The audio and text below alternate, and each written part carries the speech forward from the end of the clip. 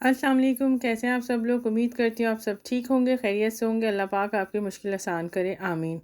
तो काफ़ी दिनों के बाद अपना व्लॉग लेके आई हूँ। काफ़ी दिनों से आप लोगों से दूर थी, तो सोचा क्यों ना आप डिस्कस किया जाए कि मैं कहाँ थी और मैं क्या कर रही थी। तो बस आज हम लोग निकले थे अबू धाबी। मुझे कुछ शॉपिंग करनी थी अपनी बेटी के लिए, क्योंकि मेरी बेटी एक ऐसी जगह जा रही है अपने मुस्तकबिल के लिए कि वहाँ पे उसको सर्दियों के कपड़ों की बहुत अशद ज़रूरत है। और अलैन में इस वक्त वो चीज़ें अवेलेबल नहीं हैं, क्योंकि यहाँ अभी सर्दी आई नहीं है। तो बस इसलिए मैंने कहा कि चलो क्यों ना हम लोग शॉपिंग करते हैं, व्लॉग्स बनाती हूँ। फिर जब इन चीज़ों से फ़ारिग होंगी तो इंशाल्लाह फिर आप लोगों के साथ ज़रूर शेयर करूँगी। तो जैसा कि आप लोग देखते हैं एज़ यूजुअल कि दुबई अबू धाबी में कितना क्राउड होता है, तो ये क्राउड भी बिल्कुल वैसा ही था। सोचा आप लोगों के साथ अपनी छोटी छोटी चीज़ें शेयर करूं, छोटी छोटी पॉइंट शेयर करूं। काफ़ी चीज़ें मैं मिस कर चुकी हूं अपने व्लॉग्स में, बट मैंने कहा कि फ़िलहाल जो मेरे पास मौजूद है वो ज़रूर मैं आप लोग के साथ शेयर करूं।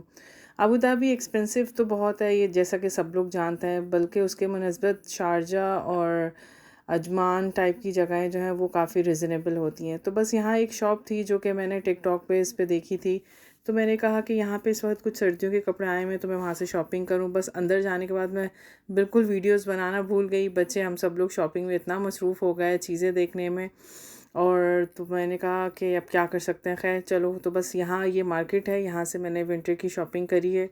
काफ़ी अच्छी मार्केट है मगर एक्सपेंसिव भी है। टोटल कुछ नहीं, मेरा 500-600 दिरहम तक का बिल बन चुका था फ़िलहाल वन अटैम्प्ट में। मगर खैर कोई बात नहीं, जो चीज़ें ज़रूरी होती हैं आपकी ज़िंदगी में वो आपको लेना बहुत ज़रूरी होती है।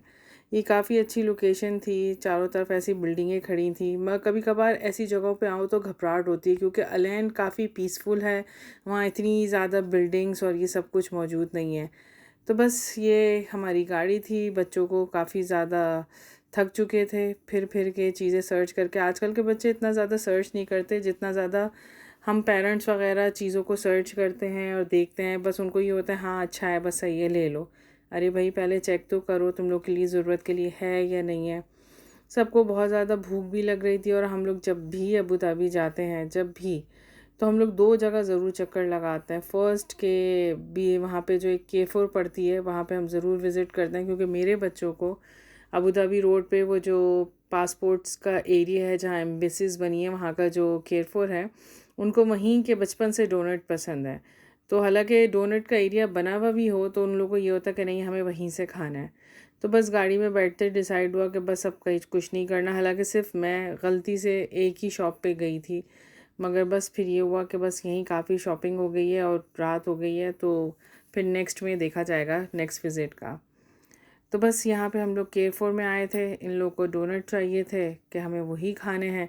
मगर अब के वैरायटी थी मगर इतनी ख़ास नहीं थी। पहले बहुत वैरायटीज़ होती थी यहाँ पे डंकी डोनट्स पे, मगर अब उतनी वैरायटीज़ नहीं थी। बस मुझे भी छोटी मोटी चीज़ें लेनी थी सुबह नाश्ते के लिए, तो मैंने कहा कि चलो मैं भी यहाँ से थोड़ी सी परचेसिंग कर लेती हूँ और तुम लोग का अपना डोनट भी हो जाएगा। बाकी ये है कि आप लोग बताएं आप सब लोग कैसे हैं, ठीक हैं? मैं अपनी चीज़ें तो आप लोग के साथ शेयर करती हूँ। सबसे पहले तो सॉरी, मैं काफ़ी टाइम से दूर थी, बहुत ज़्यादा बिज़ी थी, बहुत सारी चीज़ें चल रही हैं ज़िंदगी में। वो मिसाल है ना कि ज़िंदगी में काम कुछ नहीं है, बिज़ी नहीं है मगर बहुत ज़्यादा बिज़ी हैं, वो वाली लाइफ हो गई है अब। पहले ज़िंदगियों में बहुत वक्त होते थे एक दूसरे से बात करने के लिए, एक दूसरे से टाइम एक्सपेंड करने के। पहले दोस्तियाँ बहुत होती थी, चीज़ें शेयर आप आसानी से कर लिया करते थे, अपने दिल का हाल हर किसी को बता दिया करते थे। मगर अब वो वक्त है कि भाई अपनी ही घर की चार दीवारी के अंदर अपनी बात को रखो तो वो ज़्यादा बेहतर है। क्योंकि ये बड़े बूढ़ों ने गलत नहीं कहा कि लोग हंस के सुनते हैं और क्या कहते हैं फिर रो के उड़ाते हैं। वो वाली मिसाल है कि चलो कोई आपकी मदद नहीं करता, कोई आपसे किसी किस्म की हेल्प नहीं लेता। मैं मानती हूँ, ये मेरा दावा है, बेशक बरहक अल्लाह ताला हमेशा आपकी मदद करता है, वो आपकी सुनता है और वही है हमारे लिए सब कुछ करने वाला। तो हम लोगों से क्यों बोलें और क्यों मांगें और क्यों बताएं कि हमारी ज़िंदगियों में क्या चल रहा है। जिसको बताना है वो अल्लाह की ज़ात है और जिससे मदद मांगनी है वो भी अल्लाह की ज़ात है। तो बस अपना ईमान मज़बूत रखें। बेशक आपका ईमान मज़बूत होता है तो आपकी हर चीज़ें आसानी से हो जाती हैं।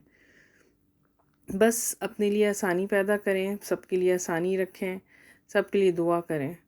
तो बस ये सारे छोटी मोटी शॉपिंग करके यहाँ पे डोनट्स की तरफ हम लोग आ गए थे। इन लोगों को जो भी डोनट चाहिए थे, और आजकल ये जो ज़वाल चला हुआ था लबूबू का, कि अल्लाह माफ़ करे कि हर चीज़ लबूबू की शक्ल में थी, जो कि मुझे शदीद नफ़रत है।